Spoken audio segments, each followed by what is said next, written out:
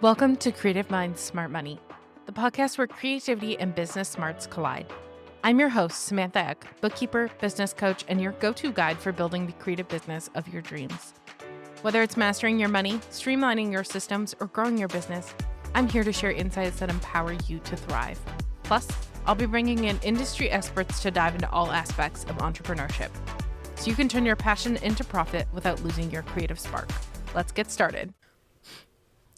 You're listening to the Creative Minds Smart Money podcast, and today I have special guest Jenn Zellers. She equips established digital business owners with the tools to cultivate a sustainable, stress-free marketing system that fuels business growth, generates sleaze-free sales, and positions them as thought leaders through speaking and collaborations.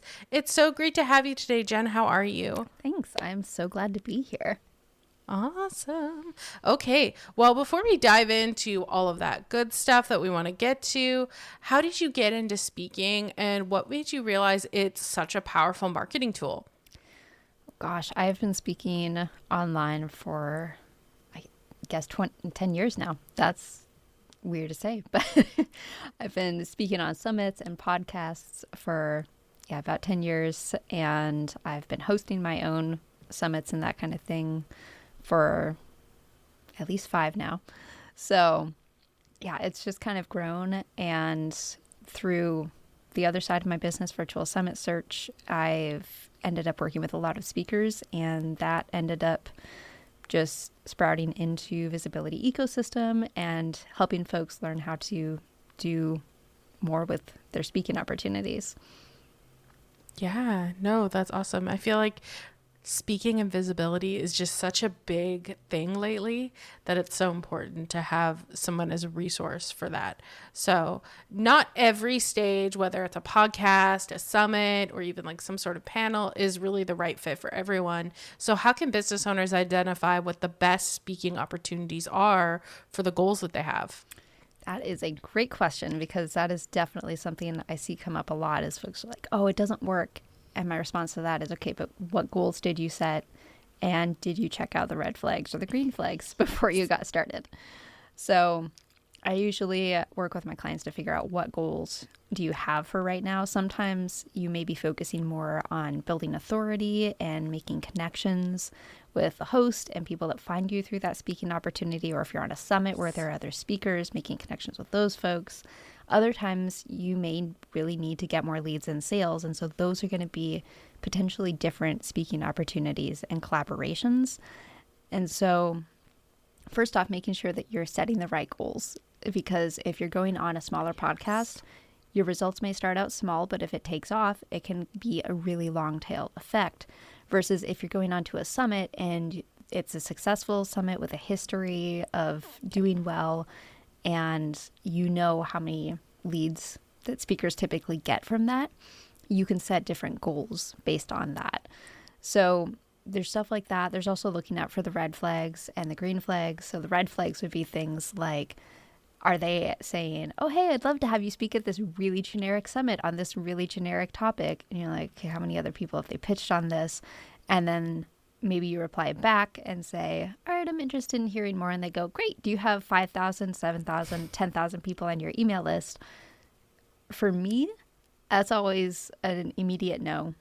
And as someone who's hosted summits, I always reply back and say, hey, just an FYI, as someone who's hosted 5 summits at this point, I found that the folks with the bigger lists actually tend to get worse results. So just a heads up so that you know that. And that is why I'm declining, because I keep a very clean email list and all of that. So I always tell my clients, like, if you see those come through, you can just ignore them. Those are usually a very immediate red flag.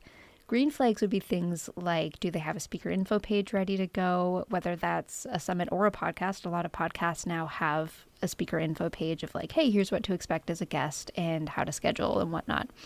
So figuring out what your green flags and red flags are, and then making another green flag is, does this actually match your audience and your goals and your topics? And so being willing to say no to things is actually better. I would much rather, as a host, someone say, thank you, I really appreciate the opportunity, but I know that I'm not going to be the best fit for what you're looking for, and I need to be able to get the results and I just know it's not going to be a good fit, than have someone say yes and then not promote it, or do just like show up, pop their presentation in, and then ghost after that. So Yeah. be okay saying no and keep an eye out for those flags. Yes. Yeah. And I love that you said that, because actually I recently applied for a collaboration event where they're like, oh, you have to have 1,000+ people on your email list. And I'm like, I don't know. Like, I think, first of all, I was like, I think it'd take me a long time to get to 1,000 people, because I want people who are actively engaging in my list and things like that. And like, I go through my list monthly to clean up people who aren't active. So I was like, well, I don't know if that's a collaboration I'm necessarily interested in, because just because I have 1,000 people on my list doesn't mean there are 1,000 people that are actually wanting to be on my list. They could be completely ignoring my emails. So. And it is okay in those situations to reply back, especially if it's a relative, like I find 1,000 to be relatively reasonable. If other than that, it seems like a good fit, and it seems like they're not putting the emphasis on those numbers, because a lot of those ones were like, you need 5,000, 10,000 people on your list. They'll be like, or you can pay us $100, $250 and you can be a guest speaker and you still have to do all of this promotion, but you barely get like. Yeah. But if it's one where it just seems like they're trying to make sure that it's an even playing field and that everybody has an audience, you can respond back and say, hey, just FYI, I don't technically meet that requirement, but here's why. I keep a clean list. These are my open rates. These are my click rates. And as a host, I'm like, okay, yeah, no, I want that. I want someone who has a clean list where they're actually, if you have 500 people on your list and 200 of them sign up, way better than someone with 1,000-person list where they get a 1% click rate and even fewer conversions. Yes. And I love that you like talked about the click rate and the open rate, because I feel like that's definitely more important than just a number, giving a number. So I know you already touched on this a little bit, but what are some red flags that an opportunity really just might not be worth the time and effort? One of the ones that I always have folks look for is, did they do their research? So if someone is coming and pitching me and saying, hey, can you talk about Google Analytics? That was something I taught on, I don't know, like 6 years ago, and not something that I cover anymore. And so if that comes up, I know they found an ancient blog post and did not pay attention to the fact that that isn't active anymore and all that kind of stuff. If they're coming with a really generic pitch where it's clearly not something that they took the time to actually see if that's your specialty. If someone came to me and said, hey, I would love for you to teach about social media marketing. Okay, I can technically do that from the lens of creating a sustainable marketing system, because social media marketing assets are part of your visibility ecosystem. Like for our clients, if you go and do a speaking opportunity like this podcast episode, you can take that and turn it into 9 to 12 different social media marketing assets. But that's not my specialty. Versus if they said, hey, I'm doing a social media marketing summit and I would love for you to talk about it from a sustainable marketing angle, then yeah, obviously they did their research. So it's little things like that, and just kind of doing a vibe check. If it feels like we already talked about, like they're putting the emphasis on numbers rather than the value that you are bringing as a speaker, because keep in mind, as much as a host, I'm putting a ton of effort into my summit, my podcast, anything like that. You're also bringing value as a speaker. Yeah. I know that it's your time, it's your effort. And without that, I'm either doing a solo podcast, which is fine, but it's really nice being able to bring on other people and get different perspectives and different topics. Or I don't have a summit. I'm not going to have a summit if it's just me. That's kind of the antithesis of that event. So just remember that you can say no if it seems like they're putting the emphasis on the numbers, and also don't devalue yourself. I see a lot of people who are like, well, the host is putting in all the time, or going the other way and saying, well, you need to pay me at least $250 for this. You're both putting in value and you're both getting value out. So that's kind of some of the red flags that I would keep an eye out for. Is it a really, really imbalanced value? And like, are they getting way more out of this than you're getting out of this? And whether the vibes check out, and if they've done their research, are probably three of the big ones. Yeah. And I love that. I love that because I feel like it's also really important that you stated that you can say no to an opportunity. And I think it's important to note that even like if you applied for that opportunity and you get further along the process and it starts to seem like it's not a good fit, there's still that opportunity to also say no because you want, that visibility to line up with what you're looking for as someone who's going to be putting yourself out there and adding that value to someone else's, I don't even like their visibility, because if you're on someone else's podcast, you're adding to their visibility as well as your visibility. So you want to also consider that factor. Yeah. I mean, you can even go and do an entire podcast interview. And if the vibes feel really off during that, you can say, hey, I'm not totally comfortable with airing this. Do you mind cutting it from the content calendar? That's okay to ask that. And then if they refuse for some reason, then you don't share it. And it's okay to get all the way down to the very last step and still say, maybe not. Yes, because I've seen so many people who talk about these interviews that they go on where it's basically just someone who's a podcast interviewer that is pitching to them. And I'm like, that's totally fine to say, you know what, I decided this isn't for me, because it's more important that you feel comfortable also advertising whatever is being put out there with your name on it. Yeah, being associated with it can be a big deal. Yeah, exactly. Now, speaking of speaking, how can someone with little speaking experience start to land opportunities without feeling like some sort of imposter? Yes. So as a summit host, I personally love giving new speakers a chance to shine, because a lot of the time they're more excited about the opportunity than somebody who's been speaking on 100 podcasts and done 15 summits already this year. So don't feel like just because you haven't spoken much or at all that you don't still have value. The main thing is going to be to communicate that value to the host. So whether it's through an application or if you're doing like I do for clients and putting together pitch emails and sending those out to the hosts, just make sure it's really, really customized to the host. Like when I was putting together your podcast tour, I made sure it was perfectly, absolutely tailored to every single one. No email was exactly the same. And just show how easy you're going to make it for them. If you're going and sending a pitch email and including a couple of sample questions that they could ask you and making sure that they know, like, here's the topic that I'm suggesting, but also you can go ahead and reach out if you'd like to talk about alternatives. Maybe they have somebody already in the content queue for the podcast that you don't know about and it's similar to your topic, but you know that you have different angles that you can play with. So really, really customize your pitches and your applications and just be okay with being new. Like, you have to start somewhere. That's also why I tend to recommend for my clients to start with a podcast tour, because it is proactive. That is one thing with summits, is they may or may not repeat them. You don't know necessarily when they're coming. A lot of it is just being in the right place at the right time or knowing the right people. So the other thing is tell people that you want to speak. If people don't know that you want to speak, a lot of the time they're a little bit leery of recommending you, because there's so many people who, like we talked about, are setting the wrong goals and therefore think that it doesn't work, or various different reasons why they're like, no, I don't want to speak. So if they know that you want to, they can very wholeheartedly say, yes, you should go, and bring on Jen, bring on Samantha. Yes. And I do love that you mentioned that, our podcast tour and how you did the emails for me, because I think that's so important. But I think it's really cool too that we can mention that you did the research and you found podcasts that were actually applicable. And I think that's another important step, is finding opportunities that are actually applicable to what you're doing. Because again, like we mentioned, not every podcast or summit or panel or whatever you're applying for is going to be the right fit. So you really need to do that research and make sure that whoever you're contacting is actually going to resonate with what you're trying to put out.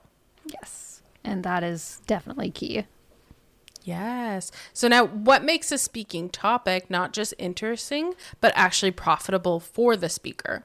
Yes, this is a great question. That's another reason why people often think that speaking doesn't work, is because they don't have a profitable speaking topic. They say yes to whatever people are pitching them, or they go super, super generic. So I know when we had first talked, I forget exactly what you had told me your topic was, but we were able to go and get something that sounded really juicy and really exciting, because especially for your area of expertise, a lot of people think it's boring, but it's not. Yes. So if you can go and make sure that you're putting an angle on it that is intriguing and makes people go, oh, okay, I want to know more about that.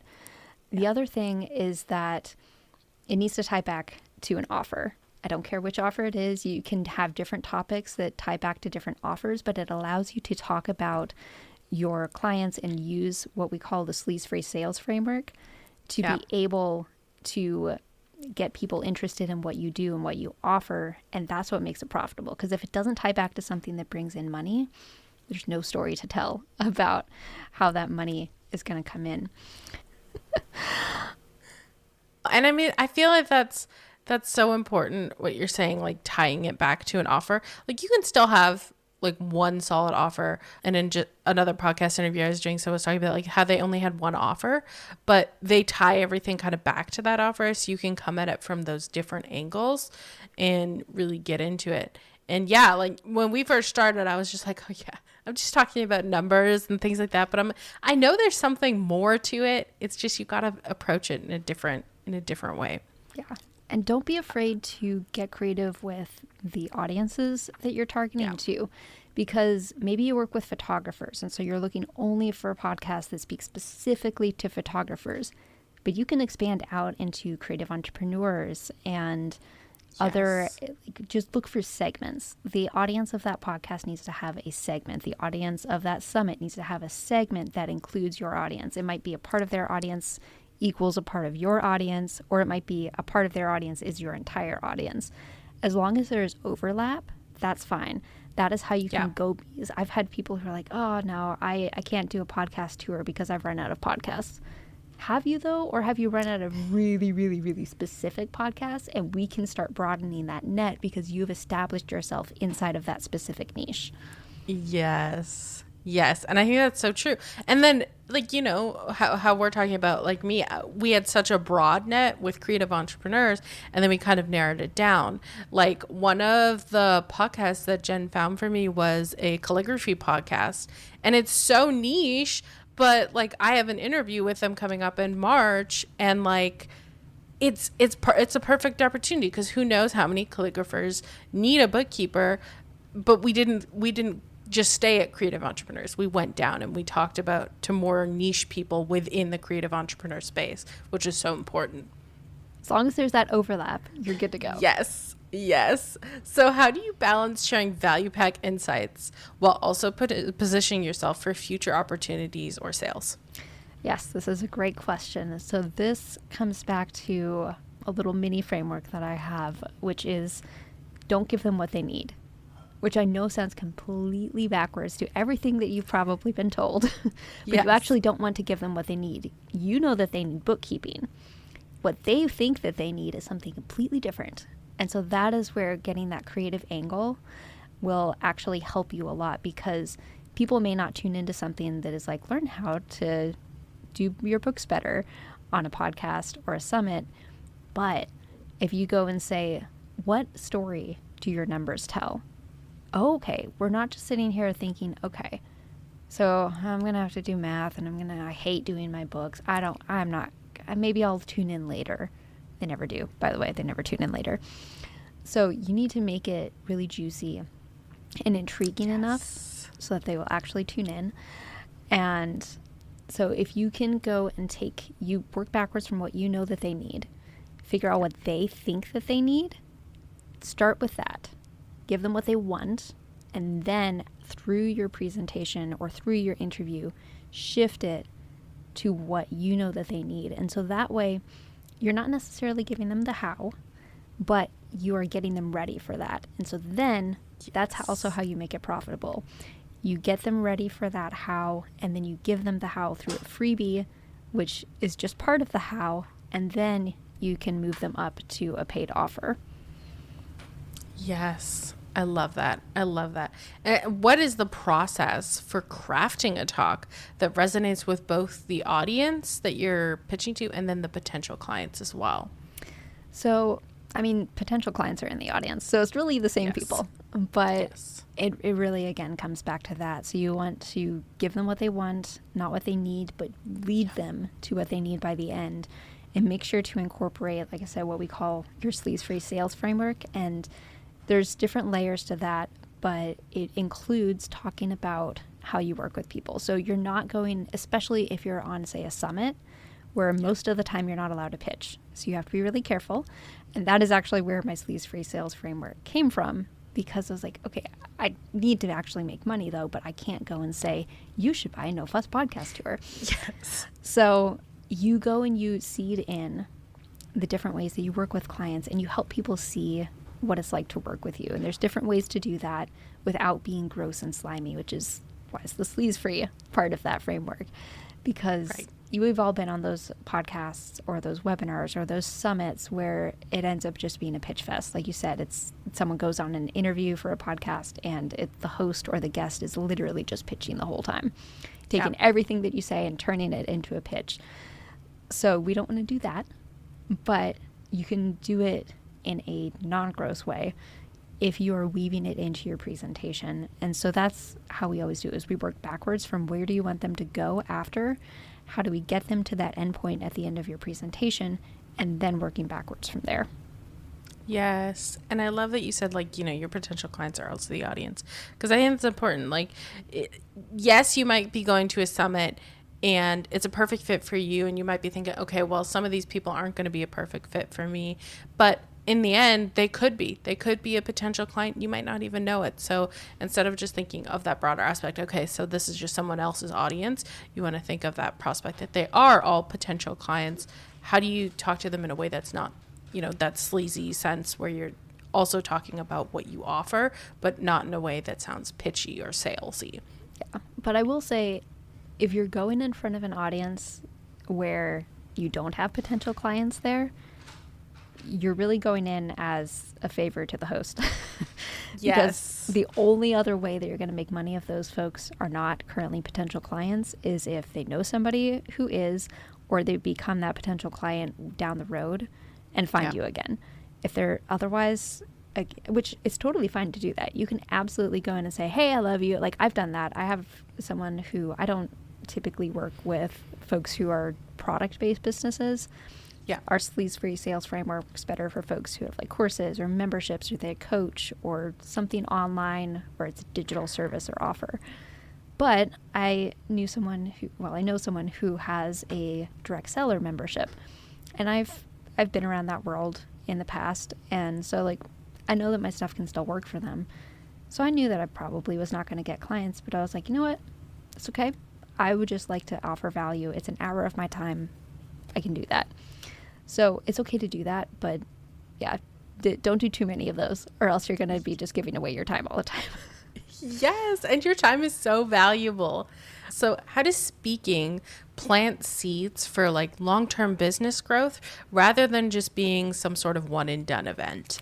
Yes, I love this question because there are so many ways that you can do this, and this is where your visibility ecosystem springs from. Like, this is where we came up with this, is because if you are on a podcast, if you're on a summit, if you're doing any kind of collaboration, especially if there's video or audio, you can turn that into so many different marketing assets. You're going to be bringing in leads and hopefully sales, whether it's immediately or down the road. So one podcast episode can do so much for you. Again, this is why we always start with a podcast tour, because it's just a springboard for so much. So say we come off of this and I could take the video or the audio from this, turn it into 3 reels or TikToks or other short form videos, whatever, 3 carousel posts, 3 graphic quote posts, and maybe I go and I do 3 short LinkedIn posts or threads. Those all then showcase me as a speaker, and it shows hosts that I'm promoting the episode. And I am not the best at doing this because I do it all day for my clients. And so it's one of those cobbler's kids situations where the cobbler's kids have no shoes because you're always doing it for other people. But again, this is what we do for clients, is go and turn that podcast episode into those 9 to 12 different assets. But you can also go and take something that you said in that podcast episode, just expand that, turn it into a blog. You can take pieces out of it, turn it into an email. And I don't just mean an email, like one of those short little snippets that's, hey, I was just on Creative Mind Smart Money. You should listen in and click this button. No. Do like you do with the blog post. It doesn't have to be as long, but pull a piece out, expand on that a little bit, and say, if you want the rest, come and listen. And you can do that on LinkedIn, whatever platforms that you're marketing. That one piece turns into so much more, and you make those evergreen. And so that way you have, say you do 5 podcasts a quarter, that's 20 podcasts a year.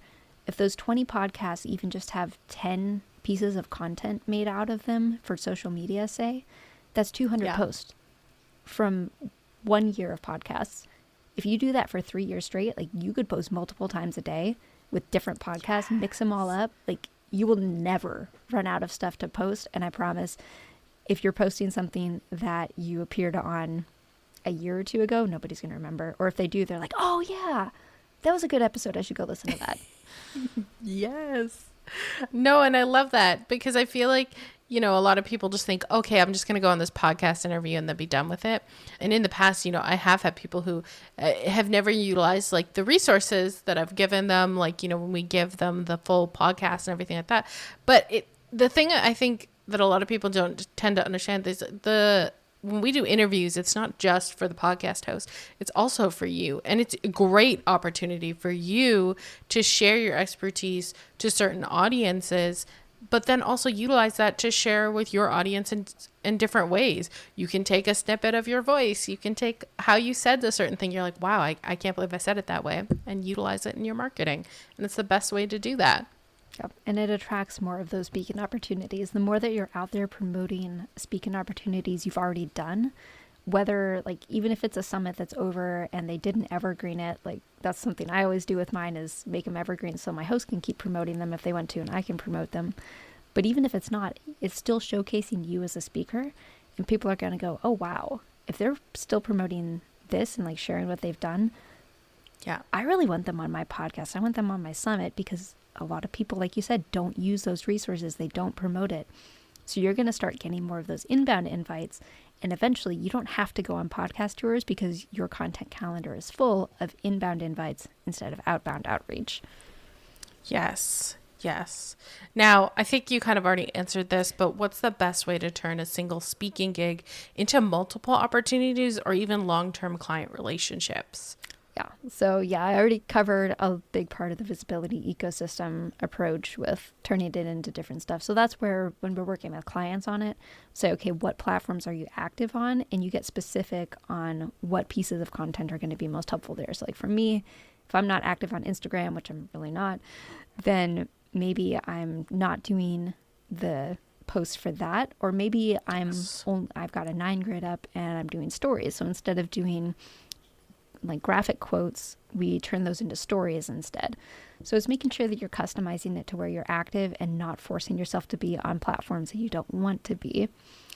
But for the relationship side, that is another great question, because that is something that a lot of people miss. And I'll be honest, I also sometimes miss it. But again, just for me, cobbler's kid syndrome. For other folks, maybe you just don't have a system.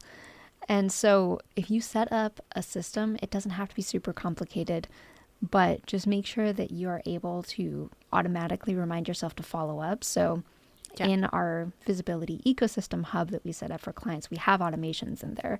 And so what it'll do is, say I'm doing pitches, it will automatically remind you, hey, tomorrow, don't forget to follow up with Creative Mind Smart Money.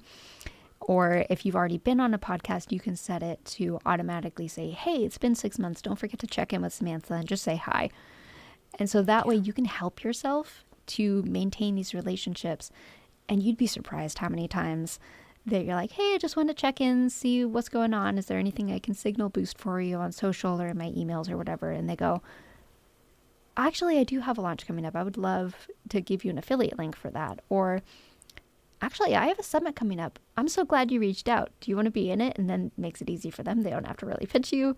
And so, if you just make it easy for yourself with those relationships, even beyond going and creating all the marketing assets, that can take you a long way too. Yeah. And I love that you mentioned that. I think it's so important because I think on Threads, we had talked about it at one point where we're like, we wish that there was more of a relationship after podcast interviews. And I think that's so important because, again, a lot of the times it's an interview and then you never hear from that person again. And I'm like, you're such a cool person. Like, you reached out to me for a reason. You wanted to be on my podcast episode. How do we continue that relationship? How do we keep getting to know each other? How do we help each other out? Because you're getting, not only are you interviewing each other during the podcast, but you're also getting to know that person. So it's more beneficial for you to utilize now that relationship to grow on it and help them grow, help yourself grow, everything like that, because you've started a relationship. Why not keep the momentum going? Yep. It's so true. And it's something that will also make you stand out because, like you said, 95% of the time it doesn't happen. People aren't following up. And it's not because we don't want to, it's because we forget. So make it easy on yourself to not forget. Yes. And I think that's so important. I'm going to immediately do that today too, because I'm going to go set up a system to make sure that I do that too. Because you're right. It's just a forgetting thing. You go on a podcast episode and then 6 months down the road, you're like, oh yeah, I was on that episode. When it comes out, you're like, maybe I should talk to this person again instead of just ignoring them. Yeah. And I also I've seen people who are like, oh yeah, I just automatically schedule an email in my Google Workspace inbox to send an email after 6 months. But that's not, I don't recommend that. The reason I recommend sending a reminder to yourself is because what if they go and they reach out to you and say, hey, I would love to have you on a summit, and it's 5 months after the podcast interview. And then you send them an email in 6 months after the podcast interview. So 1 month later going, hey, what's up? Anything I can help? And they're like, what is happening? Yes, because you'd forget about the scheduled email. That's exactly right. So for someone who wants to start using speaking as a marketing strategy, what's the first step that they should take today? Like I've said, I always recommend doing a podcast tour first because it is the most proactive way to get started. Podcasts are a lot easier to, I hate using the word target, but they're easier to target because they're ongoing typically. Maybe they do seasons and they're on a hiatus. That's fine. But if a podcast is ongoing versus a summit, which is a one-time event, and maybe they're repeating it, but you don't know if they're going to, then it's going to be a lot easier to find the podcasts that are a good fit. And then, like I said, though, as you share those more and more, the summit hosts are going to start reaching out. The people who have group programs or memberships and are looking for guest experts, and maybe they even pay, are going to start seeing you and reaching out and asking you to come and speak on their platforms. So podcast tours are always where I start my clients. Awesome. And that's such good advice. And if you guys are looking for a quality podcaster, definitely check out Jenn. But where can my audience connect with you, book you, or just learn more about working with you? Yeah, you can just check out visibilityecosystem.com, and I'm at Visibility Ecosystem on Threads. That's pretty much the only place I'm active, though I'm starting on LinkedIn finally. So yeah, I mean, that's the best place to find me is over there. Awesome. Well, thank you so much for coming on today, Jenn. I really appreciate it. And I think this is so valuable. I really appreciate you taking the time to just give your expertise. And yeah, thank you for being here today. Thank you so much for having me. That's a wrap on today's episode. I hope this conversation gave you the confidence to step into the world of speaking with strategy and intention. Remember, the right opportunities can open doors to visibility, credibility, and long-term business growth when chosen wisely. If you found this episode helpful, share it with a fellow entrepreneur who's looking to grow their brand through speaking. And if you haven't already, leave a review. It helps more creative business owners like you discover these insights and take action. Want to connect with today's guest or learn more? Check out the show notes for all the details. Thank you so much for tuning in, and I'll see you next time for more money and business wisdom. Farewell, fellow travelers.